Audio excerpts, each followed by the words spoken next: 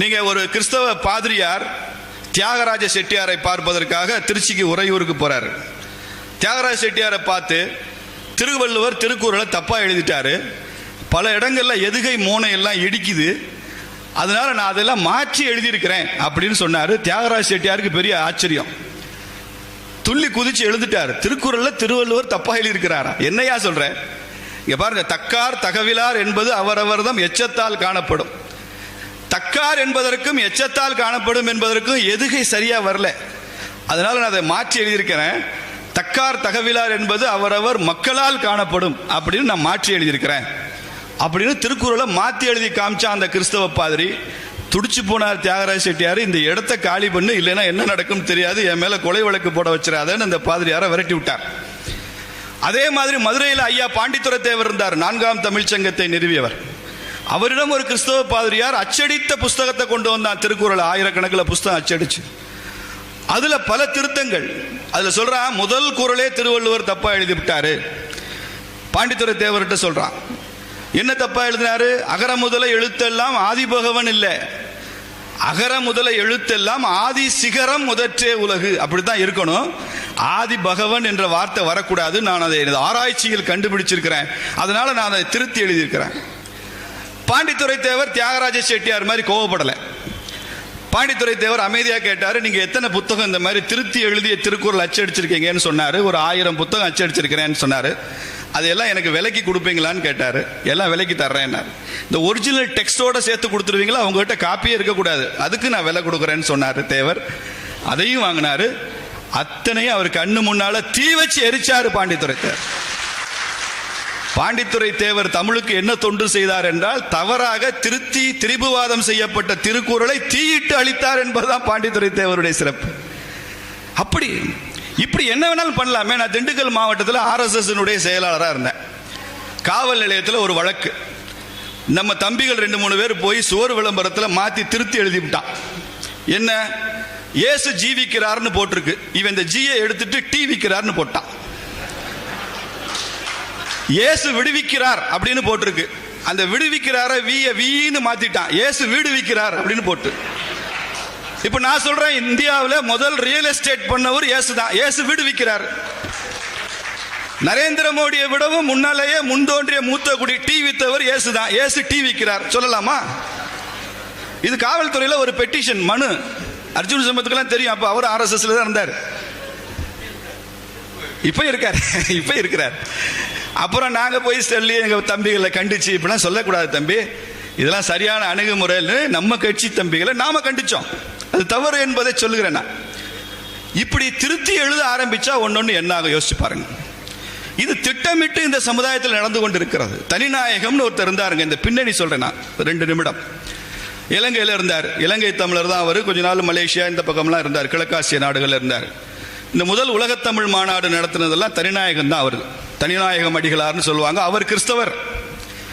இன்னைக்கு ஜெகத் கஸ்தபர் கிறிஸ்தவன் என்ற அடையாளத்தோடு ஏதோ பெரிய தமிழுக்குன்னே பிறந்து வளர்ந்தவர் மாதிரி கிறிஸ்டியன் அஜெண்டாவோட வேலை செய்யறாரு. அது மாதிரி அந்த காலத்தில் வேலை செஞ்சவர்.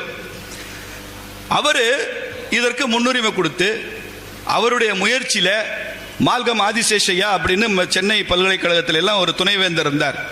இந்த மால்கம் ஆதிசேஷையா ஒரு தெலுங்கு பிராமணர். அவர் கல்யாணம் பண்ண மனைவியை விவாகரத்து பண்ணிட்டு ஒரு கிறிஸ்தவ பொண்ணை கல்யாணம் பண்ணணுன்றதுக்காகவே கிறிஸ்தவராக தன்னை மதமாற்றி கொண்டவர். அதுக்கப்புறம் கொஞ்ச நாள் ஒரு முஸ்லீம் பொண்ணையும் கல்யாணம் பண்ணாருன்னு சொல்றாங்க. அது உண்மையான்னு தெரியாது. உண்மையிலேயே செக்குலர் வைஸ் சான்சலர் அவர் தான். இந்து பொண்ணை கல்யாணம் பண்ணாரு, கிறிஸ்தவ பொண்ணை கல்யாணம் பண்ணாரு, முஸ்லீம் பொண்ணையும் கல்யாணம் பண்ணிட்டார் அப்படின்னு சொல்றாங்க. கிண்டல் பண்றாங்க, வெரிஃபை பண்ணிக்கணும். அந்த மால்கம் ஆதிசேஷையா பச்சையப்பா கல்லூரியில் ஆரம்பிச்ச அந்த ஆராய்ச்சி தான் திருக்குறள் விவிலியம் ஒப்பாய்வு அப்படின்னு முதல்ல வர ஆரம்பிச்சது. அதற்கப்புறம் இந்த ஒரு கிறிஸ்தவ ஆர்ச் பிஷப் என்ன பண்ணாரு, உலக தமிழராய்ச்சி நிறுவனத்தில் இருந்த IV சுப்பிரமணியன் ரொம்ப பெரிய ஒரு தமிழ் அறிஞர், தஞ்சை தமிழ் பல்கலைக்கழகத்தினுடைய முதல் துணைவேந்தர் அவர். அவர்கிட்ட தெய்வநாயகத்தை அனுப்பிச்சு, நீங்க இந்த கிறிஸ்தவத்தையும் விவிலிய நூலையும் பைபிள்ன்ற விவிலியம் கிறிஸ்தவ பண்பாட்டையும் திருக்குறளையும் ஒப்பாய்வு செய்ய வேண்டும் என்று சொல்லி அவர் அப்போ ஒப்பாய்வு செய்து கொடுத்தப்பட்ட ஒரு ஆராய்ச்சி என்ற பெயரில் அவிழ்த்து விடப்பட்ட புழுகு மூட்டை தான் திருவள்ளுவர் கிறிஸ்தவர். காலையில் மயிலாப்பூரில் வாக்கிங் போயிட்டு இருந்தாராம் திருவள்ளுவர். எதிர்த்தாப்புல வாக்கிங் வந்தாராம் செயின்ட் தாமஸ். 2 பேரும் கலந்து பேசிட்டாங்களாம். அப்ப செயின்ட் தாமஸ்னால ஈர்க்கப்பட்ட திருவள்ளுவர் அதற்கப்புறம் தான் அவருடைய கருத்துக்களை எல்லாம் உள்வாங்கி திருக்குறள் எழுதினாராம். அதனால திராவிட தோம வழிவந்த திராவிடம் அப்படின்ற வார்த்தையை தெய்வநாயகம் பயன்படுத்துறாரு. தோம வழிவந்த திராவிடம் திருக்குறள் அப்படின்னு அந்த வார்த்தையில சொல்றாங்க. இதெல்லாம் எவ்வளவு கட்டுக்கதை பாருங்க, எவ்வளவு கட்டுக்கதை. திட்டமிட்டு இதற்கு பின்னால என்ன சதி இருக்கிறது என்பதை பற்றியெல்லாம் பின்னால சொல்றேன் நான். அதே மாதிரி கணேஷ் ஐயர்னு ஒருத்தர், அவர் பிராமண சமுதாயத்தை சார்ந்தவர், கிறிஸ்தவராக மாறினவர். அவர் நிறைய மேனுஸ்கிரிப்ட் எல்லாம் தயார் பண்ணி ஓலைச்சுவடிகள்லாம் எடுத்து கிறிஸ்தவமும் விவிலிய நூலும் திருக்குறளும் ஒன்றாக இருப்பதற்கான பல உதாரணங்கள், ஆய்வுகள் என்று சொல்லி பல விஷயங்களை சொல்லி எல்லாம் பொய்யா சொல்லி அவர் மேல வழக்கு தொடுத்து இந்த கிறிஸ்தவத்தினுடைய விவிலியமும் திருக்குறளும் ஒன்றுதான் என்று சொல்லி கிறிஸ்தவ நூல் தான் திருக்குறள் என்று ஆராய்ச்சியில முற்பட்ட கணேசையர் சிறைச்சாலைக்கு அனுப்பப்பட்டார். தெரிஞ்சுக்கங்க, சிறைக்கு அனுப்பப்பட்டார், வழக்கு தொடுக்கப்பட்டு நீதிமன்றத்தால் தண்டிக்கப்பட்டார் கணேசையர். எப்படி ஒரு ஸ்கீமா வேலை செய்யறாங்கன்னு பாருங்க. இதெல்லாம் தொடர்ந்து ஒரு 100 ஆண்டுகளாக 1980களில் இருந்து மிக அதிகமாக நடைபெற்றுக் கொண்டிருக்கிற ஒரு விஷயம். மறைமலை அடிகள் சொன்னாரு, இயேசு கிறிஸ்துக்கு 23 ஆண்டுகள் முன்னதாக பிறந்தவர், 31 ஆண்டுகள் முன்னதாக பிறந்தவர் திருவள்ளுவர். மறைமலை அடிகளுடைய ஆராய்ச்சி, மறைமலை அடிகளுடைய ஆராய்ச்சி இயேசுநாதரை விட திருவள்ளுவர் 31 வருஷம் முந்தையவர் என்பதை கருணாநிதி முதலமைச்சராக இருக்கும்போது ஏற்றுக்கொண்டார். அப்பதான் திருவள்ளுவர் ஆண்டு அப்படின்னு ஒரு கான்செப்டை உருவாக்குனாங்க. இன்னைக்கு கிறிஸ்தவ ஆண்டு 2022, திருவள்ளுவர் ஆண்டு என்ன காலண்டர்ல 2053. இயேசு கிறிஸ்துவே திருவள்ளுவருக்கு அப்புறம் 31 வருஷம் கழிச்சு பிறந்தவர் என்பது உண்மையானால் செயின்ட் தாமஸை பார்த்து தான் திருக்குறள் எழுதினாரு திருவள்ளுவர் என்பது எவ்வளவு பெரிய கட்டுக்கதை. இது ஸ்டாலின் ஆமான்னு கேட்டுக்கிட்டு இருக்கிறாரு. வெக்கமா இல்லையா? திமுக வெக்கமா இல்ல? திமுக காரன்னு சொல்லிக்கிறதுக்கு வெக்கமா இல்ல? எப்படி நீ வெக்கம் வரும் உனக்கு? உங்க முன்னோடி ஈவே ராமசாமி நாயுடு தான் சொன்னார்ல, திருக்குறள் தங்கத்தட்டில் வைக்கப்பட்ட மலம்னு சொன்னாரு. அவர் தந்தைன்னு கொண்டாடுறோம் தமிழ்நாட்டில். தமிழ்நாட்டு மக்களுக்கு வெக்கம் இல்லை. துக்ளக் ஷோ சொல்வார்ல, யாருக்கும் வெட்கம் இல்லை, அப்பன் தவறு பிள்ளைக்கு தெரிந்தால் அவனுக்கும் வெட்கம் இல்லை, அத்தனை பேரையும் படைத்தானே அந்த சிவனுக்கும் வெட்கம் இல்லை. அது மாதிரி யாருக்கும் வெட்கம் இல்லை. சிலப்பதிகாரத்தை, கம்பராமாயணத்தை, திருக்குறளை, நம்ம நாட்டினுடைய போற்றுதலுக்குரிய தமிழ் அறிஞர்கள் எல்லாம் எப்படிப்பட்ட வார்த்தைகள் அர்ச்சிச்சாங்க அவங்கெல்லாம். அதனுடைய விளைவைத்தான் நாம் அனுபவிச்சுட்டு இருக்கோம். இந்த டீகன்ஸ்ட்ரக்ஷன் தொடர்ந்து நடைபெற்று கொண்டிருக்கிறது தமிழ்நாட்டில், வேற எந்த மாநிலத்திலும் இல்லை. அதனாலதான் இவன் திருக்குறளை கை வைக்கிறாங்க. ஏன் இப்படி திருக்குறள் மேல குறி வைக்கிறாங்க? காரணம் என்ன தெரியுமா? பொதுவா எல்லாருக்கும் நல்லவனாக இருந்துட்டு போகணும்னு வள்ளுவர் நினைச்சதுதான் காரணம் நினைக்கிறேன். இதே திருக்குறள்ல தாமரை கண்ணான் உலகுன்னு வருது. தாமரை கண்ணான் யாரு? நம்ம ஸ்ரீதேவி மூதேவின்னு சொல்றோம். மூதேவியை பத்தி சொல்றார் திருக்குறள்ல. அப்ப அதுவும் கிறிஸ்தவத்தில் இருக்குதா? இந்திரனை பத்தி சொல்றாரு, இந்திரனின் சால பரிந்துன்னு சொல்றாரு திருவள்ளுவர் சொல்றாரு. வாமன அவதாரத்தை பத்தி சொல்றாரு, திருக்குறள்ல இருக்கு. ஒருமைக்கும் தான் பெற்ற கல்வி எளிமையும் ஏமா புடைத்துன்னு சொல்றாரு. இது விவிலியம், அது இது கிறிஸ்தவ கருத்தா? பகுத்துண்டு பல்லுயிர் ஓம்புதல் சொல்றாரு திருவள்ளுவர். ஒரு தடவை ஜெயகாந்தன் எழுத்தாளர் சொன்னாரு, இந்த மார்க்ஸ் எழுதின தாஸ் கேபிட்டல் புஸ்தகத்தை எல்லாம் நம்ம இந்தியா பூரா அச்சடிச்செல்லாம் கொடுக்க வேண்டாயா, இந்த தாஸ் கேபிட்டல் புஸ்தகத்தில் என்ன இருக்கு அப்படின்றதுக்கு அந்த முகப்புல அட்டையில ஒரே ஒரு திருக்குறள் எழுதிப்படு, அதுக்கப்புறம் தாஸ் கேபிட்டல் புஸ்தகத்தை உள்ள திறந்து படிக்க வேண்டியதில்லை. என்ன படிக்கணும்? என்ன திருக்குறள்? பகுத்துண்டு பல்லுயிர் ஓம்புதல் நூலோர் தொகுத்தவற்றுள் எல்லாம் தலை. இந்த ஒரு திருக்குறளை அச்சடிச்சு கொடுத்துரு, தாஸ் கேபிட்டல வேண்டான்னு சொன்னாரு. உணவை பகிர்ந்து கொள்வது என்பது இந்துத்துவ பண்பாடு. அன்னம்பகு குர்வீதா அப்படின்னு சமஸ்கிருதத்தில் சொல்றாங்க. உணவை பகிர்ந்து கொள்ளணும். நீங்க பகவத்கீதையில மாத்திரம் தனியாக சாப்பிடுவது பாவம்னு 80 இடத்துல வருது. 80 இடத்துல வருது. நீ தனியா சாப்பிட்டேன்னா அது பாவம். எல்லாரோடையும் சேர்ந்து தான் சாப்பிடணும். காக்காய்க்காவது சோறு வச்சுட்டு தான் சாப்பிடணும். எறும்புக்காவது போட்டுட்டு தான் சாப்பிடணும். சொந்த பந்தங்களோட சேர்ந்து தான் சாப்பிடணும். உண்டிக்கழகு விருந்தோடு உண்ணல் தான் அப்படி சொல்லுது.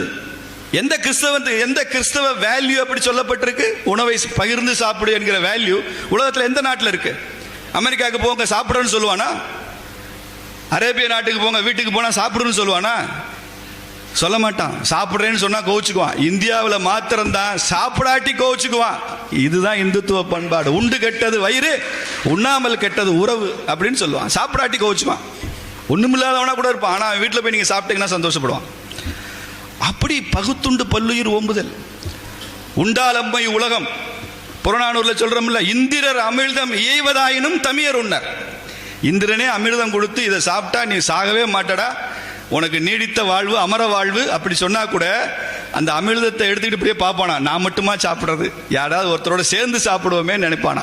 இவனுக்கு பேச்சு துணைக்கு ஒரு ஆள் வேணும்ல, இவன் மட்டும் வாழ்ந்து என்ன பண்றது. இந்திரர் அமிர்தம் வாயினும் தமியர் உண்ணர். இது இல்லை இந்துத்துவ பண்பாடு. இதைத்தான் நாம சொல்லியிருக்கிறோம் திரும்ப திரும்ப, வேற வேற வார்த்தைகள்ல சொல்லியிருக்கோம். இதையெல்லாம் திட்டம் போட்டு அழிப்பதற்கு சிலர் முயற்சி செய்கிறார்கள். அதற்கு தமிழ்நாட்டில் சில அரசியல்வாதிகள் முயற்சிக்கிறாங்க. வழக்கமாக தமிழ்நாட்டில் இருக்கிற அரசியல்வாதிகளுக்கு பிரியாணி பிடிக்கும்னு எனக்கு தெரியும், எங்க இருந்தெல்லாம் பிரியாணி வரும்னு. இப்போதான் கேக்கும் பிடிக்க ஆரம்பிச்சிருக்கு. இந்த பிரியாணி கேக்கும் படுத்துற பாடு இருக்க, விதவிதமான கேக் சாப்பிட்றாங்க, விதவிதமாக பிரியாணி சாப்பிட்றாங்க. சாப்பிட்டு போங்க, சந்தோஷமா இருங்க. ஆனால் அதற்கு நீங்கள் காவு கொடுப்பது திருவள்ளுவராக இருக்கணும், திருக்குறளையா காவு கொடுக்கணும். இது தவறு. இன்று நாம் எல்லாம் நன்றி சொல்ல வேண்டிய 2 நபர்கள் இருக்கிறாங்கன்னா, ஒருத்தர் தமிழறிஞர் என்று சொல்லிக் கொள்கிற தெய்வநாயகம், இன்னொருத்தர் அண்ணன் திருமாவளவன். இந்த 2 பேருமாக சேர்ந்துதான் இந்த மேடையில் பாரதிய ஜனதா கட்சி, இந்து மக்கள் கட்சி, கல்யாண சுந்தரம் அண்ணா திராவிட முன்னேற்ற கழக கட்சி, கட்சி சாராத சன்னியாசிகள், துறவிகள், தமிழறிஞர்கள் எல்லாம் ஒரே மேடையில் இணைத்த பெருமை இவர்களைத்தான் சாரும். இது எந்த கட்சியும் இல்லை, இது திருக்குறள் கட்சி. இன்று மேடையில் அமர்ந்திருக்கிற கட்சி திருக்குறள் கட்சியாக இங்கே அமர்ந்திருக்கிறது. முதல்ல திருக்குறள் உலக பொதுமறையா என்பதிலேயே எனக்கு சந்தேகம் உண்டு. அறிஞர்கள் வருத்தப்படக்கூடாது. திருக்குறள் உலக பொதுமறை இல்லை. ஏன் இல்லை? திருக்குறள் அறம்பொருள் இன்பம் என்று சொல்கிறது. உலகத்தின் எந்த நாகரிகமும் எந்த பண்பாடும் அதை ஏற்றுக்கொண்டதில்லை. அதை ஏற்றுக்கொள்கிற ஒரே பண்பாடு இந்துத்துவ பண்பாடு. அறத்துப்பாலின் இறுதி அதிகாரத்தில் ஊழ்வினை சொல்லப்பட்டிருக்கிறது. 10 பாடல் ஊழ்வினை சொல்லப்பட்டிருக்கிறது. ஊழ்வினையை ஏற்றுக்கொள்கிற எந்த சித்தாந்தமும் உலகத்தில் இல்லை. திருக்குறள் மாத்திரம்தான், இந்துத்துவம் மாத்திரம்தான் ஊழ்வினையை ஏற்றுக்கொள்கிறது. ஒருமைக்கும் தான் பெற்ற கல்வி, எழுமைக்கும் ஏமா புடைத்து என்று 7 பிறவிகள் இருப்பதாக சொல்லுகிறது இந்துத்துவ சிந்தனை. இது கிறிஸ்தவமும் கிடையாது, இஸ்லாமும் கிடையாது, உலகத்தில் எந்த நாகரிகமும் கிடையாது. இது எப்படி உலக பொதுமறை ஆகும் என்று எனக்கு தெரியவில்லை. ஒருவேளை திருக்குறளுக்கு உலக பொதுமறை அந்தஸ்து கொடுக்க வேண்டும் என்று தமிழ்நாட்டில் அறிஞர்கள் ஆசைப்பட்டால், இந்துத்துவ சிந்தனை தான் உலக பொதுமுறை என்பதை நாம் ஏற்றுக்கொள்ள வேண்டும். இந்துத்துவம் தான் உலக பொதுமுறை. அதை தவிர திருக்குறள்ல, திருவள்ளுவர்ல எதுவும் சொல்லவில்லை. இந்திய இலக்கியங்கள் எல்லாம் திரும்ப திரும்ப சொல்வதெல்லாம் 4 கருத்துக்கள் தான். அறம் பொருள் இன்பம் வீடு. இதை வடமொழி வார்த்தையில சொல்ல வேண்டும் என்றால் தர்ம அர்த்த காம மோக்ஷ. அங்கே காளிதாசனும் சாணக்கியனும் வேதங்களும் உபநிடதங்களும் தர்ம அர்த்த காம மோக்ஷ என்று எதை சொன்னார்களோ அதைத்தான் வள்ளுவன் அறம்பொருள் இன்பம் வீடுன்னு சொல்லியிருக்கிறான். இளங்கோவடிகள் அறம்பொருள் இன்பம் வீட்டுக்குள்ளதான் சிலப்பதிகாரம் எழுதியிருக்கிறார். அறம்பொருள் இன்பம் தானே இருக்கு, வீடு என்று ஒரு பால் இல்லையேன்னு கேட்கலாம். திருவிக்கா சொல்றாரு, வீடு திருக்குறள்ல இந்த 3 பால்களிலும் விரவி கிடப்பதுதான் வீடு அப்படின்னு சொல்றார். இது அங்க திருத்தி இதுக்கு ஒரு வியாக்கியானம் கொடுத்து இதை கிறிஸ்தவ நூல் என்று நிரூபிக்க முயற்சித்து இந்த கூட்டமே திருவள்ளுவர் இந்துதான், திருவள்ளுவர் இந்துதான் என்று நிரூபிப்பதற்காக டிஃபென்ஸ் கேம் இல்லை. இது அஃபென்ஸ் கேம். திருவள்ளுவர் இந்து இல்லை என்றால் இந்த நாட்டில் யார் இந்து என்று கேட்கிற கேம் இது. யார் இந்து? திருவள்ளுவர் இந்து இல்லை என்று மறுத்து விட்டால் யார் இந்துவா இருக்க முடிந்தார்? இப்படிதான் ஒரு காலத்தில் ராமகிருஷ்ண மடம் ராமகிருஷ்ண மிஷனே இந்து இல்லைன்னு சொல்லி ஒரு வாதம் வச்சாங்க. விவேகானந்தர் இந்து இல்லைன்னா யார் இந்து? அப்படி இந்த நாட்டில் ஒரு டி இந்துவைசேஷன் நடந்து கொண்டிருக்கிறது. இந்த வார்த்தை ரொம்ப முக்கியமான வார்த்தை, டி இந்துவைசேஷன். இந்துவை இந்துவாக இருக்க செய்யாத ஒரு சித்தாந்தம் ஒரு 200 ஆண்டுகளாக ஓடிக்கொண்டிருக்கிறது. அதுக்கு தமிழ்நாட்டில் அது அதிகமாக அதை வளர்த்தெடுக்கிற சிந்தனை தான் இந்த திராவிடர் கழகம், திராவிட முன்னேற்ற கழகம். இங்க இருக்கிற இடதுசாரிகள், பொது உடைமை பேசுறவன், சின்ன சின்ன பிரிஞ்சு குரூப், இவங்க எல்லாம் அதை முன்னெடுத்து செல்கிற சக்திகள். இந்த அபாயத்தை நாம புரிந்து கொள்ளணும். இந்துக்களுக்கு என்ன பிரச்சனைனா, தனக்கு இருக்கிற அபாயமே தெரியாத ஒரு சமுதாயம் உலகத்தில் இருக்குன்னா அது இந்து சமுதாயம் மாத்திரம்தான். டைனோசர்னு ஒரு பெரிய மிருகம் இருந்தது. அந்த மிருகம் அழிஞ்சே போச்சு. என்ன காரணம்? ஏன் டைனோசர் அழிந்தது? மிக நீண்ட வால் இருக்கும், மிக பிரம்மாண்டமான மிருகம். அதற்கு முன்னால யாரும் நிற்க முடியாது, அழித்து ஒழித்து விடும். ஆனாலும் அந்த நீண்ட வாலை பின்னால் இருந்து ஒரு மிருகம் அதை கடிச்சு சாப்பிட ஆரம்பிச்சா, தனது வாலை இன்னொரு மிருகம் கடித்து கொண்டிருக்கிறது, சாப்பிட்டு கொண்டிருக்கிறதுன்னு இந்த டைனோசருக்கு தெரிவதற்கே 3 மணி நேரம் ஆகுமா. அந்த சென்ஸ் அவ்வளவு தூரம் வர்றதுக்கு. தெரியும் போது வால் காணாம போயிருக்கும். அது மாதிரி மிக பிரம்மாண்டமான இந்த இந்து சமுதாயம் தனக்கு ஒரு அபாயம் இருக்கிறது என்று புரிந்து கொள்வதற்கே 300 வருஷம் ஆகுன்னா, உங்களை தூங்க விட மாட்டோம் டைனோசர் மாதிரி. அதை திரும்ப திரும்ப சொல்லுவதற்கு தான் இந்து மக்கள் கட்சி, பாரதிய ஜனதா கட்சி, மேடையில் இருக்கிற சாதுக்கள், சன்னியாசிகள் இவர்களை தூங்க விடக்கூடாது என்பதற்காகத்தான் இருக்கிறோம்.